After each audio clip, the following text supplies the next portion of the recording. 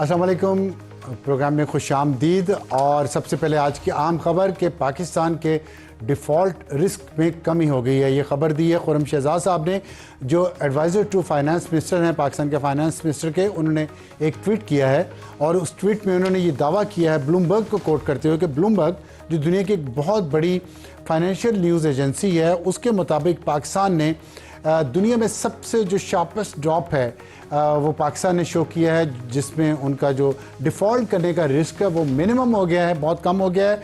और ये पिछले 15 महीने में जो पाकिस्तान ने तरक्की शो की है, जो पाकिस्तान ने इस्तेहकाम शो किया है मैक्रो इकनॉमिक टारगेट्स में, वो अनप्रेसिडेंटेड है। और पूरी दुनिया में अगर उसका मुकाबला किया है तो वो सिर्फ तुर्की है, उसके बाद पाकिस्तान इस पर दूसरे नंबर पे है। लेकिन कंसिस्टेंटली जिस मुल्क ने अपने इस डिफ़ॉल्ट रिस्क को कम करने की कोशिशें की हैं, पाकिस्तान उसमें नंबर 1 है। लेकिन इसका ये मतलब नहीं है कि अभी ये सफ़र ख़त्म हो गया है। ये सफ़र अभी जारी रहेगा। अगर आप दुनिया के दूसरे इमर्जिंग मार्केट्स को देखें, जिसमें गबून है, ट्यूनीसिया है, नाइजीरिया, कोलंबिया, इजिप्ट, अर्जेंटीना और अर्जेंटीना, एल सल्वाडोर और तुर्की, इजिप्ट, कोलंबिया, पाकिस्तान इनसे आगे निकल चुका है, लेकिन अभी नाइजीरिया के करीब है और उसके बाद ट्यूनीसिया और गबून। बहुत अभी वक्त चाहिए पाकिस्तान को अपनी पोजीशन को मज़ीद मुस्तहकम करने के लिए।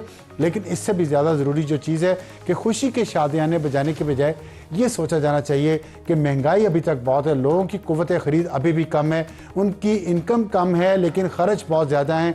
बिजली के बिलों की अगर आप बात करें, पेट्रोलियम प्राइसेस की बात करें और ग्रोसरीज़ की बात करें तो लोगों को बहुत ज़्यादा पैसे अभी भी पे करने पड़ते हैं हर महीने। ख़ास तौर पे तनख्वाहदार तबका, जिसको टैक्स ले लेके जिसका तेल और अर्क और सब कुछ निकाल लिया गया है, वो अभी तक उनको कुछ सुख का सांस नहीं मिला। और दूसरी अहम बात, पाकिस्तान में फॉरेन इन्वेस्टमेंट नहीं आ रही उस स्पीड से जिस स्पीड से एक्सपेक्ट किया जा रहा था कि पाकिस्तान में आएगी। बहुत कम आई है। लेकिन पाकिस्तान में फॉरेन इन्वेस्टमेंट जब तक नहीं आएगी, पाकिस्तान की जीडीपी ग्रोथ और पाकिस्तान की एक्सपोर्ट्स नहीं बढ़ सकेंगी। ख़ास तौर पे इसलिए ज़रूरी है कि आज ही जो खबर आई है शहबाज राना की, उस पर कहा गया है कि पाकिस्तान ने जो $11 बिलियन की एक्सपोर्ट्स पिछले साल और उससे पिछले साल जो की है, उसका डेटा IMF को सही तरीके से नहीं दिया, उसमें शायद कोई गड़बड़ है और वो $11 बिलियन की इम्पोर्ट्स वो ज़ाहिर नहीं की गई। तो इसलिए मेरा ख्याल है कि कुछ चीज़ें अभी उतनी अच्छी नहीं है। और ये जो ब्लूमबर्ग की रिपोर्ट आई है, ये आपको शायद उनकी वेबसाइट पे नज़र नहीं आई, मेरी टीम को भी नज़र नहीं आई। और ये कोई पेड वर्जन है जिसमें ये रिपोर्ट है, इसलिए हुकूमत को चाहिए कि इसको पब्लिक करे ताकि ट्रांसपेरेंसी बरकरार रहे और लोगों तक पूरी इंफॉर्मेशन जाए। ये थी आज की अहम खबर। और लोगों के लिए भी इसमें अहम खबर नहीं है, लोगों के लिए रिलीफ नहीं है, इकॉनमी के लिए है। और टॉप स्टोरी हमारी आज के प्रोग्राम का तारुफ करवा दूँ। टॉप स्टोरी, ग्रैंड अलायंस और PTI के अंदरूनी इख्लाफात। क्या किसी ग्रैंड अलायंस की कोशिशें हो रही हैं जिसमें PTI भी हो, JUI भी हो, ANP भी हो और महमूद अचकज़ई साहब की जमात भी हो, और ये तमाम इकट्ठे होके फिर इसके बाद पीपल्स पार्टी को भी अपने साथ लेके आएँ और एक नई खिचड़ी पके? इस पर हम बात करेंगे। हमें ज्वाइन किया अली मोहम्मद खान साहब ने, जो रुकन कौमी असम्बली हैं पाकिस्तान तहरीक। उनसे जो सवाल सबसे अहम होगा वो ये होगा कि PTI की जो अंदरूनी इख्तलाफात हैं और एक दूसरे के साथ जो ग्रुप्स लड़ रहे हैं, उसकी मौजूदगी में क्या वो इस ग्रैंड अलायंस का हिस्सा बन पाएंगे और पाकिस्तान को एक नए सियासी चैलेंज की तरफ लेके जाएंगे।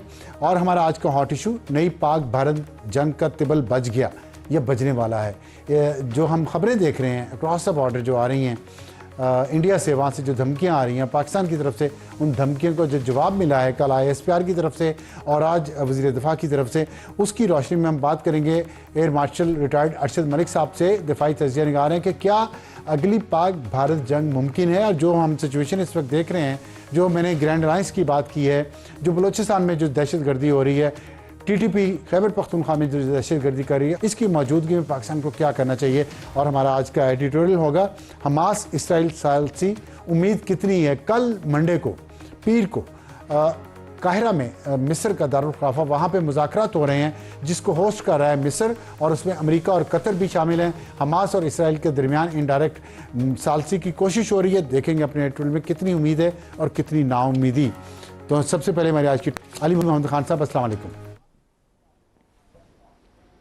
जी वालेकुम सलाम अफसर साहब।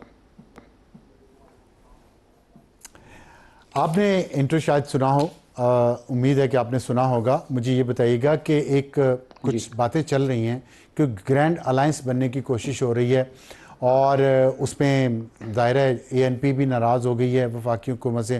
آپ تو شروع سے ہی اپوزیشن میں ہیں. JUI بھی ناراض دکھ رہی ہے, اور جماعت اسلامی بھی, اور اس کے ساتھ ساتھ محمود اچکزئی صاحب کی بلوچستان سے ریپرزنٹیشن ہے.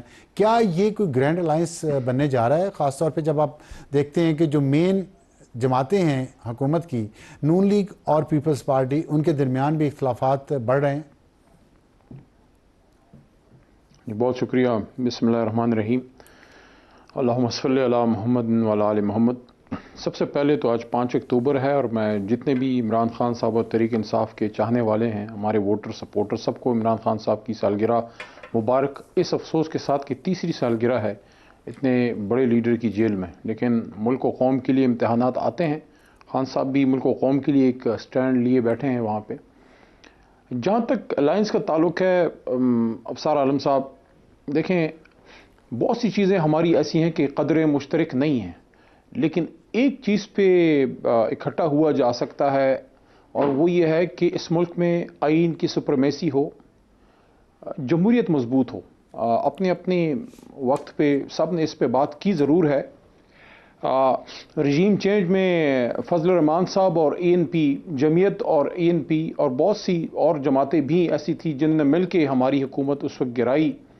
ہمارے خیال میں تو بین الاقوامی ایما پہ ہوئی تھی, سارا کچھ جو ہوا تھا امریکہ کے اس پہ ہوا تھا, اور رجیم چینج ہوئی. ڈونلڈ لو کی وہ ساری کہانی دہرانے کا وقت نہیں ہے, لیکن پلوں کے نیچے سے بہت سا پانی گزر گیا ہے. اب اگر لوگوں کو احساس ہو گیا ہے کہ اس ملک کو آئین کے مطابق چلنا چاہیے, اور احساس کی جب میں بات کرتا ہوں تو وہ سب کو ہے, سب اس بات پہ اگر متفق ہیں کہ اس ملک میں جمہوریت مضبوط ہو, حقیقی جمہوریت آئے, اور جس کو بھی عوام ووٹ کرے وہ اقتدار میں آئے. تو ANP نے بھی ماضی میں یہ باتیں کی ہیں, مولانا صاحب بھی آئین کی 73 کے آئین کی بات کرتے ہیں, بلکہ نواز شریف صاحب اور پیپلز پارٹی یہ سب یہ باتیں کرتے رہے ہیں. اب اپنے ایک ضرورت کے تحت, نظریہ ضرورت کے تحت وہ ووٹ کو عزت دو کا بیانیہ ایک طرف ابھی فی الحال انہیں رکھ دیا ہے, لیکن الٹیمیٹلی آنا سب نے ادھر ہی ہے. تو اگر اس نقطے پہ اتفاق ہو جائے کہ یس حکومت چاہے جس کی بھی ہو, عوام جس کو بھی ووٹ کرے, لیکن آئین کی سپریمیسی ہو, تو ٹھیک ہے, اس پہ بات ہو سکتی ہے. کیوں نہیں بات ہو سکتی؟ کوئی ذاتی دشمنی ٹھیک ہے. کسی اچھا, میں ظاہر بالکل نہیں ہے, اور بڑی خوشی کی بات ہے کہ 1.5 سال بعد ہی اس حکومت کے آنے کے آپ یہ بات کر رہے ہیں. تو جب حکومت یہ آئی تھی, جب یہ حکومت آپ کی حکومت گئی تھی جس کا آپ نے امریکہ کا ذکر کیا, اب امریکہ میں بیٹھ کے آپ کی پارٹی کیا کر رہی ہے امریکہ کے ساتھ مل کے اس ملک کے خلاف, وہ ایک الگ سٹوری ہے, پھر کبھی اس پہ بات کریں گے. لیکن میں یہ بتائیے گا, میں 1990 سے لے کے, اگر آپ کو میں تھوڑا سا ہسٹری کا طرف لے جاؤں, پاس کی طرف, 1990 سے لے کے 2025, جب بھی کسی بھی سٹنگ گورنمنٹ کے خلاف کوئی بھی کاروائی ہوئی ہے, کوئی تحریک ہے, لانگ مارچ ہے, کیمپین ہے, تو نعرے تو یہی ہوتے تھے کہ حقیقی جمہوریت اور آئین کی بحالی. لیکن ہم دیکھتے ہیں جیسے حکومت بدلتی ہے, وہی تمام سیاسی جماعتیں وہ دوسری طرف جا کے بیٹھ جاتی ہیں, ایک حکومت میں آ جاتی ہیں, ایک یا دو, اور باقی سب پھر یہی نعرے لے کے چل پڑتی ہیں. تو قوم کو بیوقوف نہیں بنایا ہوا آپ تمام سیاسی جماعتوں نے؟ ابصار عالم صاحب, اگر آپ کی اجازت ہو, صبح اتفاق سے اس پہ کچھ میں نے لکھا ہے, میں صرف 10 سیکنڈ 15 اس پہ لوں گا, اس میں شاید آپ کے سوال کا جواب ہو. اور اس سے پہلے میں ایک شعر جو میرے خیال میں علامہ کا ہی ہے شاید, یا جس بھی شاعر کا ہے, کہ اتنی نہ بڑا پاکی داما کی حکایت, دامن کو ذرا دیکھ ذرا بند قبا دیکھ. تو سب کو اپنے اپنی اصلاح کرنی ہوگی. میں نے صبح اس پہ کچھ لکھا ہے کہ دوائی کا پر اثر اور اصلی ہونا ضروری ہے, تبھی بیماری دور ہوگی. جس طرح جیلی دوائی میں صحت نہیں, اسی طرح جیلی جمہوریت میں عوامی راج نہیں. جمہوریت کی مضبوطی کے لیے سب سے پہلے سیاسی جماعتوں کو خود مکمل جمہوری عمل سے گزرنا ہوگا, اور اپنے اندر ادارہ جاتی جو ہے ایک جمہوریت لانی ہوگی. اس کے بعد کبھی بھی دیکھیں, یہ بڑی میرے خیال میں ایک اہم نقطہ ہے کہ اگر تمام سیاسی جماعتیں, اگر آپ دیکھیں تو جماعت اسلامی میں قدرے جو ہے بہتر اس میں سسٹم ہے. ہم نے بھی 10 سال پہلے ایک بڑا الیکشن کیا تھا, اس کے بعد ابھی تک اس طرح موقع نہیں مل سکا. حالانکہ 16 فروری کو پچھلے سال عمران خان صاحب سے جب پچھلے سال میری بات ہوئی, میں اور عامر ڈوگر صاحب تھے, تو خان صاحب نے پچھلے سال اڈیالہ جیل میں یہ بات مجھے عامر ڈوگر اور سردار لطیف کھوسا کو کی تھی کہ جب وہ باہر نکلیں گے تو ایک بڑا الیکشن اپنی پارٹی کے اندر بھی وہ کریں گے. تو حاصل وصول گفتگو کا یہ ہے کہ یس اپوزیشن میں تو سبھی لوگ باتیں کرتے ہیں، لیکن اگر حکومت میں آ کے اس پہ کھڑے رہیں، دیکھیں اگر ایک نقطے پہ سب مرتکز ہوں، فوج نے اس ملک میں رہنا ہے، ملک فوج کے بغیر نہیں رہ سکتا، فوج نے رہنا ہے، حساس اداروں نے رہنا ہے، لیکن اگر تمام سیاسی جماعتیں اس بات پہ اتفاق کر لیں کہ اقتدار میں آنے کے لیے ان کو کسی ادارے کی سپورٹ وہ نہیں لیں گے، کسی اور طریقے سے نہیں آئیں گے، عوام کے پاس آپ جائیں، اپنی پرفارمنس پہ جائیں، آئین کے مطابق آپ سسٹم کو چلائیں اور عدالتیں مضبوط ہوں. عدالتیں جو ہیں 26 اچھا چلے پرفارمنس کی بات کریں، آپ نے کی بڑی اچھی بات کی ہے، اس پہ بات کرتے ہیں. آپ نے جو ٹویٹ کیا نا اس میں بڑا ایک دلچسپ تبصرہ آیا تھا، وہ میں صرف آپ کو بتا کے آگے چلنا چاہتا ہوں، سوال کرنا چاہتا ہوں پرفارمنس پہ. اس پہ کسی نے تبصرہ کیا کہ حقیقی دوائی سے پہلے حقیقی تشخیص مرض کی بہت ضروری ہے. تو وہ مرض تو وہی ہے کہ اسی عطار کے لونڈے سے دوا لیتے ہیں. تو میں اس طرف نہیں جانا چاہتا، لیکن یہ بتائیے گا آپ نے پرفارمنس کی بات کی، اگر آپ آج عوام کے پاس جائیں ووٹ لینے کے لیے، اس پہ میں ایک لائن دو صوبوں کی بات کر لیتے ہیں. ہاں کہہ دیں. یہ عطار کے لونڈے پہ ایک بات میں کر میرے خیال میں آپ کا اشارہ جڑواں شہر اسلام آباد کے ساتھ ایک دوسرے شہر کی طرف ہے. میں یہ سمجھتا ہوں کہ تمام سیاسی جماعتوں کو ہمارے سمیت ان سے یہ بات کرنی چاہیے کہ دیکھیے ہم اس ملک میں آئین کی سپرمیسی چاہتے ہیں، چاہے جس کی بھی حکومت آئے، بنیادی جو ایشوز ہیں اس پہ تو کوئی بے اتفاقی نہیں ہے. نیوکلیئر ایسٹس پہ سب نے ایک نقطے پہ ہیں، کشمیر پالیسی پہ سارا ایک ہی پوائنٹ ہے، فلسطین پہ سب کا ایک ہی موقف ہے، کوئی اسرائیل کو ماننے کو نہ تیار ہوگا نہ یہ قوم اس کو چھوڑے گی. دو قومی نظریے پہ سب ایک ہیں. جو چین کے ساتھ ایک تعلق ہے اس کو کوئی جماعت رول بیک نہ کر سکتی نہ وہ کرے گی. سعودی عرب کے ساتھ ایک ہمارا دیرینہ تعلق ہے. تو ان چیزوں پہ اتفاق ہے تو پھر جو ہمارے یہ بھائی ہیں دوسری طرف والے، ان کو کس چیز کا ڈر ہے؟ کسی کو بھی آنے دیں. آپ کیوں اس گن میں پڑتے ہیں؟ Let the people of Pakistan decide. جس نے آنا ہے پرفارم کرے گا تو رہے گا. دیکھیں سب سے بڑی مثال ایک لائن کہہ کے پھر آپ کے سوال جو بھی آپ کا ہے. دیکھیں ضیاء الحق صاحب نے ایڑی چوٹی کا زور لگایا، بھٹو صاحب کی پارٹی کو وہ ختم نہ کر سکے، کمزور نہ کر سکے. حالانکہ بہت نقصان ہوا، بھٹو صاحب پھانسی چڑھ گئے، ان کے لوگوں کو کوڑے لگ گئے، لیکن جب 5 سال ان کو مل گئے، زرداری صاحب کو 5 سال مل گئے، پرفارمنس پہ لوگوں نے جج کیا، پنجاب سے باہر، کے پی سے باہر، بلوچستان سے باہر. تو آپ 5 سال یار بیٹھنے دیں کسی ایک وزیر اعظم کو فور چینج منہ کا ذائقہ بدلنے کے لیے، اور پھر 5 سال بعد پرفارمنس پہ لوگ ووٹ کریں بجائے اس کے جذباتی نعروں پہ کریں. یہ بات صحیح ہے آپ کی، میں آپ سے فلی متفق ہوں. اب وہ سوال میں جو پرفارمنس پہ پوچھنا تھا وہ میں بعد میں پوچھتا ہوں. پہلے یہی سے ایک سوال میرے ذہن میں آیا ہے اور بہت ضروری ہے، کیونکہ میں ایک پاکستانی تو میں بھی ہوں نا، میرے دل میں بھی کچھ سوالات تو اٹھتے ہیں اپنے وطن کو دیکھتے ہوئے. مجھے یہ فرمائیے گا، آپ نے بات کی، میں آپ سے ٹوٹلی ایگری کرتا ہوں. اور نہیں خطرناک کہاں ہے، میں دل سے آتے ہیں تو آپ کو دل کی باتیں اگر خطرناک لگتی ہیں تو میں کیا کہہ سکتا ہوں. مجھے بتائیں 2014 سے لے کے 2018 تک جو خان صاحب نے کیا، یہ جو آپ نے 5 سال وزیر اعظم کو مکمل کرنے دیں، میں رسا گردن میں ڈال کے پکڑ کے اس کو کھینچوں گا پرائم منسٹر کے گھر سے، یہ پھر گفتگو، یہ جذباتی نعرے قوم کو کہنا میں ریاست مدینہ بنا دوں گا، میں دودھ اور شہد کی، میں یہ جذباتی نعروں کی جب آپ بات کرتے ہیں، ہم نے دیکھا یہی کیا. اور پھر جب موقع ملا انہیں 2018 میں، جتنی آپ نے نصیحتیں ابھی کی ہیں وہ خود کر لیتے، 3.5 سال میں ایک مثال سیٹ کر دیتے، کسی کو گرفتار نہ کرتے، کسی کو نہ کہتے کہ میں ان کے اے سی اتروا دوں گا امریکہ میں جا کے، میں ان کے ٹی وی بند کروا دوں گا. یہ اگر گفتگو نہ کرتے اور اگر انہیں واقعی ریاست مدینہ بنائی ہوئی تھی تو پھر جاتے کہتے جی ٹھیک ہے میرے لیے یہ فتح کا وقت ہے، سب کے لیے معافی ہے اور ہم کرپشن پہ تو ایکشن لیں گے لیکن انتقامی کارروائیاں نہیں کریں گے. ایک مثال سیٹ ہو جاتی. آپ کلین سلیٹ کے ساتھ آئے تھے، وہ نہیں کیا، چلیں کوئی بات نہیں. آپ معافی مانگ کے سچے دل سے کھڑے ہو کے بہادروں کی طرح کیوں نہیں کرتے؟ آگے کیوں نہیں بڑھتے؟ کیا معافی ہے، میں نے غلط کیا مجھے معاف کر دیں، کیا بہت بڑی انا ہے؟ یہ سوال ہے آپ سے. ابصار عالم صاحب، اٹس اے $1 ملین کوسچن. میں کسی پہ تنقید نہیں کرتا. ہماری ایک باری تھی، اتنے پیسے مل جاتے مجھے اس کوسچن کے. اللہ آپ کو رزق حلال کے بہت دے جی. میں اپنی اگر بات پوری کر پاؤں، دیکھیے 3.5 سال جی پلیز ہماری حکومت تھی اور اس میں بہت سے اچھے بھی کام ہوئے, کچھ ہم سے غلطیاں بھی ہوئی ہوں گی. ہم انسان ہیں, پہلی بار ہم حکومت میں آئے تھے, پنجاب اتنا بڑا صوبہ ہمارے پاس تھا, گلگت بلتستان, کشمیر اور کراچی میں ہم سندھ میں اپوزیشن میں تھے, بلوچستان میں الائی ہماری حکومت تھی اور مرکز میں بھی ہم بیٹھے ہوئے تھے. میاں صاحب کی یہ چوتھی باری ہے میرے خیال میں, اور پیپلز پارٹی بھی چوتھی پانچویں بار حکومت میں بیٹھے ہیں.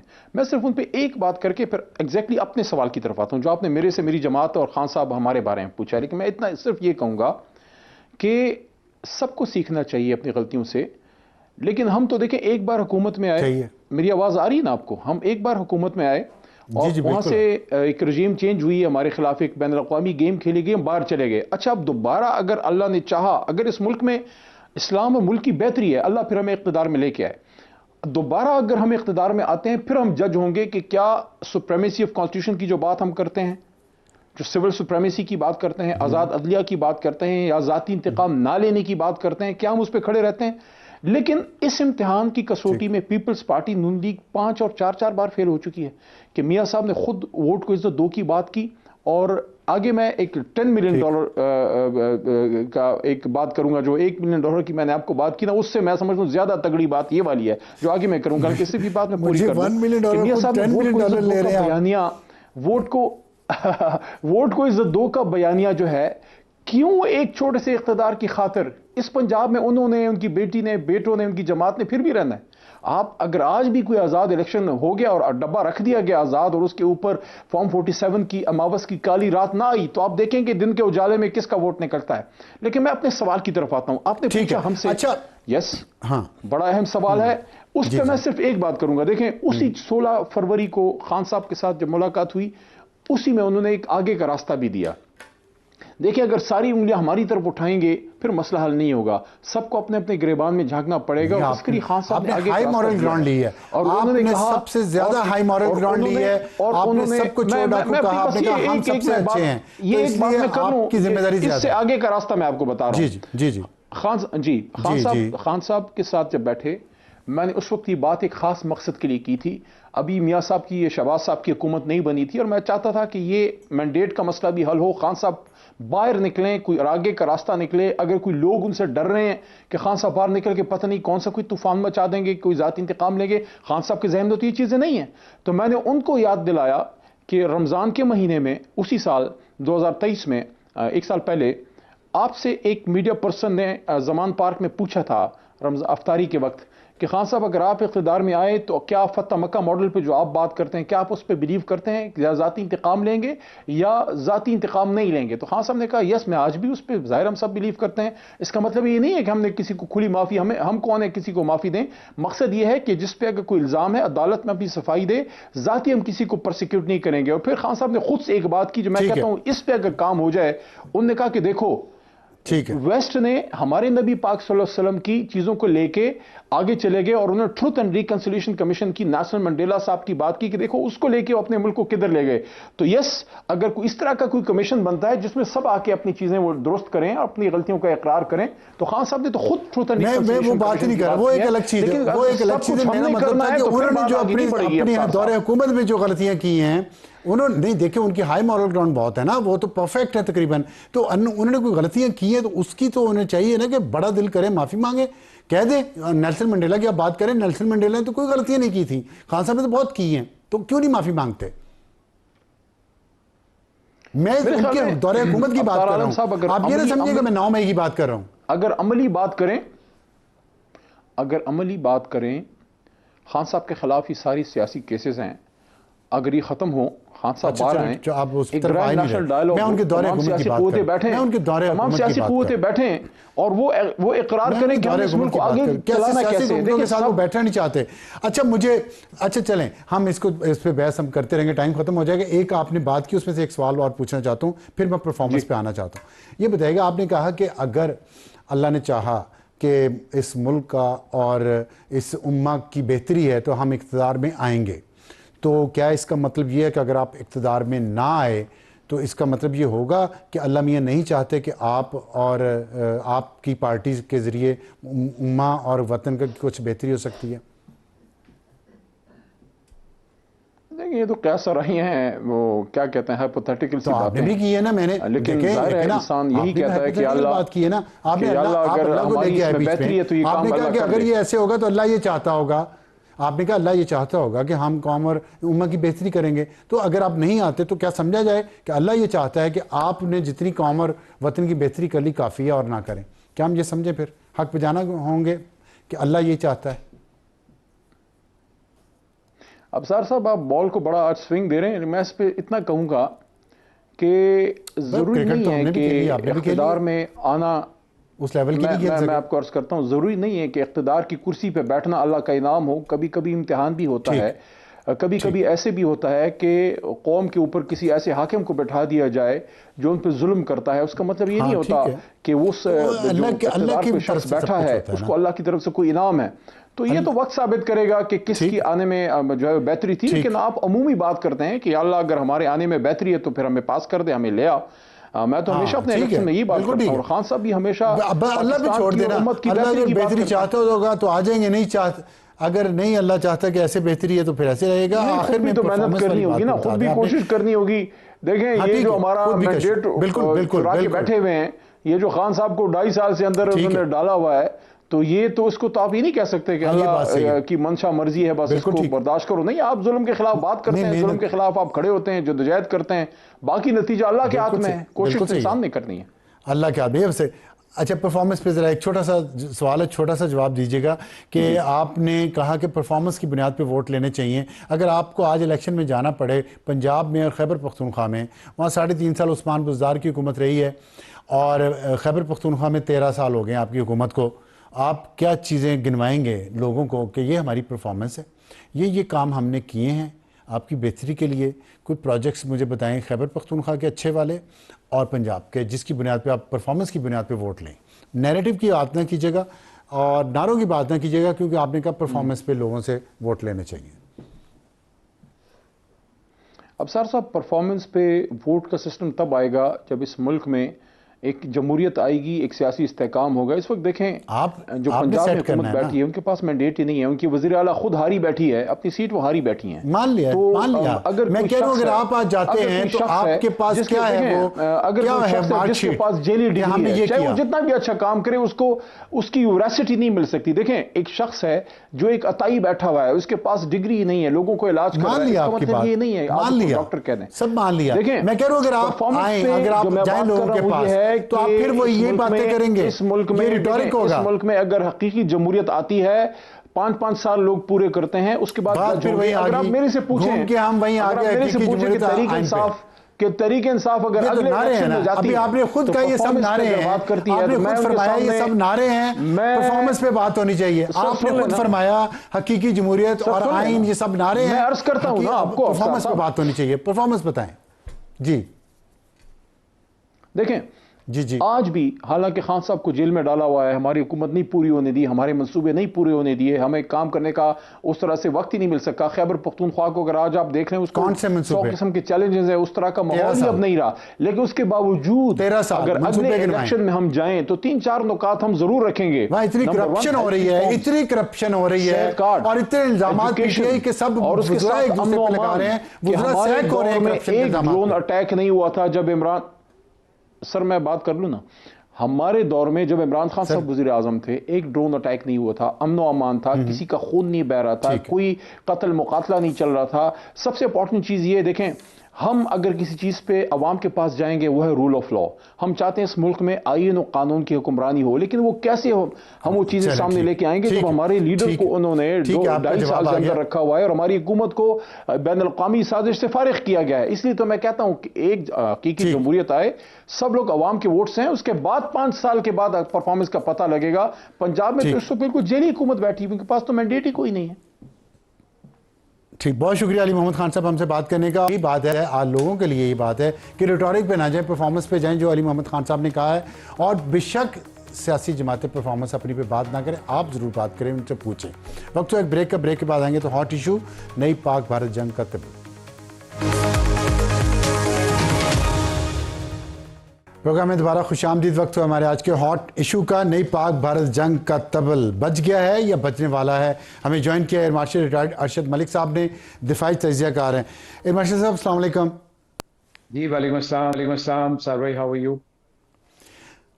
میں ٹھیک ہوں، اللہ کا شکر ہے. امید آپ بھی خیریت سے ہوں گے. بہت بڑی بڑی باتیں سن رہے ہیں ہم اکراس دا بارڈر. انڈیا کو پھر شوق ہوا ہے جنگ کا، اور وہاں کے وزیر دفاع نے، ایئر چیف نے اور آرمی چیف نے بڑے سخت بیانات دیے پاکستان کے خلاف. اور پاکستان کے ISPR نے بھی کل ایک بیان جاری کیا ہے جس میں کہا ہے کہ جو پاکستان کو نقشے سے مٹانے کی بات ہو رہی ہے یہ میوچولی پھر ہوگا جو بھی کچھ ہوگا. اور آج وزیر دفاع خواجہ آصف نے بھی کہا ہے کہ بھارت کو ان کے طیاروں کے ملبے میں دفن کر دیا جائے گا.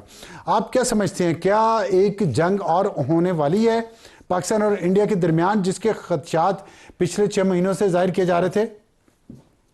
صاحب بھائی، سب سے پہلے تو یہ ہے کہ یہ ان کی عقل پہ ماتم کرنے کو دل چاہ رہا ہے. 1.3 سے 4 بلین کی آبادی آپ کی ہے، جس میں سے غربا کی تعداد بہت زیادہ ہے. پھر ساؤتھ ایسٹ ایشیا کا آپ اگر دیکھتے ہیں جو آبادی 2 بلین سے زیادہ ہے، آپ اس کے امن کو سٹیک پہ لا رہے ہیں. پھر آپ یہ دیکھیں کہ آپ دونوں ملکوں کے پاس کم سے کم 150 کے قریب وار ہیڈز ہیں. اور یہ بھی آپ کو پتا ہے کہ آپ ٹھیک ہے اکنامکلی بہت سٹرونگ پاور ہیں، لیکن اس وقت آپ کا اخلاقی طور پہ دیوالیہ نکل چکا ہے. آپ جو سیکولر اسٹیٹ تھی اس کا بخیہ آپ ادھیڑ چکے ہیں. آپ کو سفارتی محاذوں پہ شکست ہو چکی ہے. آپ کو اگر آپ اکنامک جو آپ کی مائنڈ سیٹ تھا اس کا بھی امریکہ نے بخیے ادھیڑ دیے ہیں. اور سیاسی طور پہ، داخلی طور پہ آپ کا برا حال ہے. اور آپ RSS اور ہندواتہ سوچ کا 100 سالہ جشن منا رہے ہیں. تو اس کے وقت آپ کو کچھ ایسی چیزیں چاہیے تھی جو کہ لوگوں کو پراگندہ کرنے کے لیے، ڈسٹریکٹ کرنے کے لیے. تو میرے خیال میں یہ ظاہر ہے کہ ہم دونوں کی بڑی پرانی دشمنی ہے. اگر وہ بولیں گے تو ہم بھی بولیں گے، جواب تو آئے گا. اور زبانی نہیں. مجھے تو آپ کی بات یاد آتی ہے افسار بھائی، ایک بات آپ کی یاد آتی ہے کہ یار ایک بار اکٹھے ہو کے انہوں نے مکا ہی رہی ہے. I think they are heading towards that side. چلیں، تو اس کا مطلب ہے کہ وہ موقع آنے والا ہے کہ ایک دفعہ اکٹھے ہو گئے ان کے ساتھ ہم کر لیں. لیکن یہاں سیاسی اختلافات ہے، سندھ اور پنجاب کے درمیان ایک نیا محاذ شروع ہوا ہے. کیسے آپ سمجھتے ہیں کہ یہ ایک دفعہ ہم مل کے یہ کام کر لیں گے اگر خدا نخواستہ ایک اور جنگ شروع ہوئی تو؟ دیکھیں، سب سے پہلے تو ہمیں اسٹیٹسمین کو آگے لانا پڑے گا، اپنی سوچ کو پختہ کرنا پڑے گا. جن حالات کی طرف آپ نے واقعہ کی اشارہ کر رہے ہیں، آپ بلوچستان میں، فاٹا میں اور کشمیر میں، دیکھیں یہ تو خود ساختہ نہیں، ہماری طرف سے نہیں ہے. میں بار بار یہ کہتا ہوں، یہ وہ فلیگ شپ آپریشنز کے شاستانہ ہے کہ جس کو ہندوستان ضرور آگے بڑھائے گا. ہماری سیاسی قیادت کو سوچنا پڑے گا کہ، اور ہمارے معصوم شہریوں کو، ان کو ہمیں انگیج کرنا پڑے گا کہ وہ معصوم اس طرف نہ چل پڑے. لیکن جہاں آپ کی بات ہے سیاسی اختلافات کی، افسار بھائی میں اس پہ بڑا کنونس ہوں کہ جب ملک کی سوچ آتی ہے، جب قوم کی سوچ آتی ہے، تو الحمدللہ ہم پہلے بھی اکٹھے ہو گئے تھے، اب بھی آئندہ بھی اکٹھے ہوں گے، بیکاز اس کے اوپر، قومی سالمیت کے اوپر کوئی کمپرومائز نہیں ہوگا. اچھا، اس میں یہ فرمائیے گا کہ جو انڈیا کی دھمکیاں آئی ہیں اس وقت، اور آرمی چیف نے خاص طور پہ کہا ہے کہ پہلے ہم نے ریسٹرینٹ شو کیا، اب نہیں کریں گے، کوئی بدلہ لینے کی بات کر رہے ہیں. تو پہلے آپ کے خیال میں انڈیا نے کوئی ریسٹرینٹ شو کیا تھا جو اب نہیں کریں گے؟ اور اگر وہ نہیں کریں گے تو پھر وہ کیا کریں گے، اور پاکستان کیا کرے گا پھر؟ دیکھیں، انڈیا نے تو کوئی ایسی سوچ اس میں تھی نہیں ریسٹرین کی. اس نے تو ایک ایکشن کیا، اوفینسو ایکشن لے کے آیا. اس کو دونوں دفعہ، میں تو 2019 کی بھی بات کروں گا، 2025 کی بھی، جو اس کو جواب ملا وہ اس کے خواب و خیال میں بھی نہیں تھا. اب آئندہ وہ کیا کرے گا؟ دیکھیں، اس نے سرکری کا ایسی مسئلہ اٹھا دیا جو کہ کوئی مسئلہ نہیں ہے. وہاں پہ آپ کی ایک چھوٹی سی بیس ہے، نیول بیس ہے، جو کہ بڑے عرصے سے پریزنس ہے، اور وہ ایک ایسا خطہ ہے جس میں سپوزڈلی منرلز ہیں، اور تو کچھ بھی نہیں ہوتا. ہاں، تو یہ ایسے ہی وہ جو فلیگ شپ چیزیں کرنے کی کوشش کر رہا ہے، کرے گا کیا؟ دیکھیں، ایئر فورس الحمدللہ ان کی اس قابل نہیں ہے کہ اگلے کئی سالوں تک کھڑی ہو جائے. الحمدللہ میں آپ کو ایک بات بتانا چاہتا ہوں کہ الحمدللہ میں آپ کو بڑے وثوق سے کہہ رہا ہوں کہ اگلے کئی سالوں تک ان کی نہ مینٹل سوچ ہے. آپ ایسی مینٹل سوچ کا اندازہ لگائیں جو اپنی تقریر میں بھول کے ایک دم اس کو یاد آتا ہے کہ پہلے میں نے ان کے جہاز گراؤنڈ پہ تباہ کیے، پھر اس کو خیال آیا کہ میں نے ان کے جہاز شاید ہوا میں تباہ کیے. تو یہ اگر میرا کمانڈر ایسی باتیں کرے گا تو وہ اپنی فورس کو کیسے لیڈ کرے گا؟ اور کیا کر سکتے اگر ہیں؟ آپ ان کی سوچ کی بات کریں تو جس طرح وہ ڈانس کر رہے ہیں، اب آپ نے شاید ویڈیو کلپ دیکھا ہو، ان کے سٹیپس تو بہت اچھے ڈانس میں مار رہے ہیں. اگر مینٹلی وہ سٹیبل نہ ہو تو اتنے اچھے سٹیپس راسپوٹین پہ وہ کیسے مار سکتے ہیں؟ وہ صرف ایک خاص ملک صاحب مخصوص طبقے کے ساتھ ہی کر سکتے ہیں. جہاں جوانوں کی بات آتی ہے وہاں پہ شاید وہ یہ نہ کر سکیں. لیکن ابصار بھائی ایک بات یہ ہے، میں ایک بات یہ بتانا چاہ رہا ہوں کہ پچھلی دفعہ تو ہم نے الحمدللہ اللہ کی مہربانی سے پاکستان ایئر فورس نے کام کیا، لیکن اب ان کو تکلیف یہ سمجھ کیوں نہیں آ رہی کہ اب آپ نے میسائل ڈیفنس ایئر کمانڈ بھی بنا دی ہے. اب اس کو بنانے کا ظاہر ہے ہماری کوئی سوچ تو ہوگی. تیسری بات، اگر ایئر فورس اور آرمی کو چھوڑ کے آگے چلتے ہیں تو ان کے پاس 7,000 کلومیٹر کی کوسٹل لائن ہے، جبکہ ہمارے پاس صرف 1,000 کلومیٹر کی ہے. تو ورنبلٹی کو آپ دیکھ لیں. اب آپ نے ایک اور سوچ سنی ہوگی کہ ان کے جو تجارتی لوگ ہیں، جو کاروباری لوگ ہیں، جو سمجھدار تجزیہ نگار ہیں، وہ اس سے خلاف ہیں. اس لیے کہ اگر کوسٹل لائن پہ چلے جائیں تو 200 کلومیٹر کی، 2,000 کلومیٹر کی یا 200 کلومیٹر کی کوسٹل لائن پہ بہت بڑی انڈسٹریل سیٹ اپ ہے. تو دیکھیں جنگیں جب ہوتی ہیں تو پھر ان کی لمٹس کوئی نہیں ڈیفائن کرتا. ہر ملک پاکستان کی طرح نہیں ہوتا جو ریسٹرین کرے. ہم تو بار بار یہ کہہ رہے ہیں کہ بین الاقوامی طاقتیں آئیں، آپ ہماری غیر جانبدارہ انکوائری کرائیں، اور ہماری 3 بہت معصوم خواہشیں ہیں: terrace, Balochistan FATA, Indus water treaty اور کشمیر. اس کے علاوہ تو ہم نے نہ کوئی علاقہ مانگا، نہ قبضہ مانگا، نہ کوئی ایٹمی جنگ کو ہم بات کرتے ہیں. جبکہ ان کی سوچ سرکریک سے شروع ہوتی ہے، پھر کبھی وہ فاٹا چلے جاتے ہیں، کبھی کشمیر چلے جاتے ہیں، کبھی لیہ چلے جاتے ہیں، کبھی لداخ چلے جاتے ہیں. اچھا یہ فرمائیے گا کہ آپ نے کہا کہ ہماری بڑی معصوم خواہشیں ہیں، جو اتنی معصوم لگتی نہیں ہیں آپ کی خواہشیں، اسی پہ تو انڈیا پورے میں مسئلہ ہوا ہے. یہ بتائیے گا، آپ نے کہا ان کی ایئر فورس کئی سالوں تک مینٹلی اور لاجسٹکلی اس قابل نہیں ہوگی کہ وہ جنگ کر سکے. تو اس کا مطلب یہ ہے کہ اگر اب جنگ ہوئی تو انڈیا کی بری فوج اور بحری فوج وہ زیادہ فور فرنٹ پہ ہوگی. اس میں 2 جگہوں پہ ہمارے دباؤ بڑھ سکتا ہے، کشمیر میں اور ایک کراچی پہ، سرکریک پہ. تو اس سچویشن میں آپ کیا سمجھتے ہیں پاکستان کیسے اس کو کاؤنٹر کرے گا؟ دیکھیں ہماری تو ایک اسٹریٹجک جو تھاٹ ہے وہ ایک کلیکٹیو سوچ ہے. ہم نے تو ہم منگی کے ساتھ چلنا ہے. میں ایئر فورس کی بات اس لیے چھوٹی سی کروں گا کہ آپ سوچیں انہوں نے MiG-21 فلیٹ فلائنگ کافن کو فائنلی کمپلیٹلی گڈ بائی کہہ دیا. اس کے بعد اب جیگور بہت جلد آپ سنیں گے کہ وہ بھی گراؤنڈ ہو جائیں گے. That means now they are going to bring in Tejas aircraft. MiG-29 پہلے ہی تقریباً ختم ہو چکے ہیں. Su-27 تقریباً ختم ہو چکے ہیں. Su-30 رافیل کا حال آپ نے دیکھ لیا. تو مجھے بتائیں کہ اس موٹیویشن سے، اس اسٹریٹجک انالیسس سے کس طرح وہ ایئر فورس سامنے آ سکتی ہے؟ 1 سیکنڈ، جو آپ نے بات کی بالکل ٹھیک آپ نے انالیسس کیا کہ اب وہ کشمیر میں تو آئیں گے لیکن سرکریک کی طرف آئیں گے، اس لیے انہوں نے ادھر کی باتیں کرنی شروع کر دی. تو الحمدللہ پاکستان نیوی اور پاکستان ایئر فورس کا بہت پرانا ٹوگیدر جو ہم نے کلیکٹیو آپریشنز اور ایکسرسائزز کی ہوئی ہیں، جس کی وجہ سے اگر آپ نے سوچا ہو، وہ دیکھا ہو، تو ان کا جو فلیٹ تھا، جو کیریئر تھا، وہ اس دفعہ آگے لانے کی جرت انہوں نے نہیں کی. کیونکہ انڈین نیول چیف نے رپورٹڈلی ڈیفنس منسٹر کو کہا کہ اس کو مت لے کے آئیں، مجھے سرپرائز ملنے کا اندیشہ ہے. تو ابصار بھائی میں یہیں تک کہوں گا کہ ساؤتھ میں انشاءاللہ اللہ تعالیٰ کے کرم رہا، اللہ تعالیٰ کی فضل رہی، تو انشاءاللہ ان کو ہم سرپرائز دونوں نیوی اور ایئر فورس مل کے دینے میں بالکل پلا رکھتے ہیں. بہت شکریہ ایئر مارشل ارشد ملک صاحب ہم سے بات کرنے کا. اور بات یہ ہے کہ سرپرائز تیار ہے انڈیا کے لیے، جہاں سے بھی اس نے آنا ہے. آگے یہی لکھا ملے گا ہمارے ہر ٹرک کے پیچھے، آجا میرے بالما تیرا انتظار ہے. ایک چھوٹا سا بریک کے بعد آج کا ایڈیٹوریل.